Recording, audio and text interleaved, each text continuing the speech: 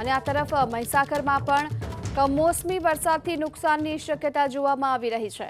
લુણાવાડામાં કમોસમી વરસાદને લઈ ખેતી પાકને નુકસાન થયું છે। સજ્જનપુર ગામે ઘઉં, ચણા, એરંડાના પાકને નુકસાન થયું।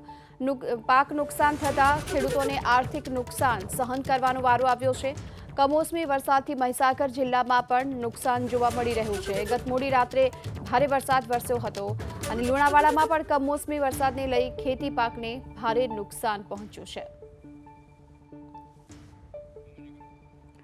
સમગ્ર ઉત્તર ગુજરાતમાં ભારે વરસાદ બાદ હાલ ખેતી પાકોને નુકસાન જોવામાં આવી રહ્યું છે।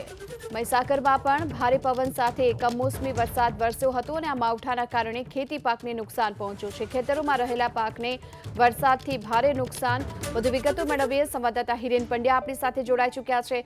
હિરેન, કયા કયા ખેતી પાકની નુકસાનની ભીતિ જોવામાં આવી રહી છે?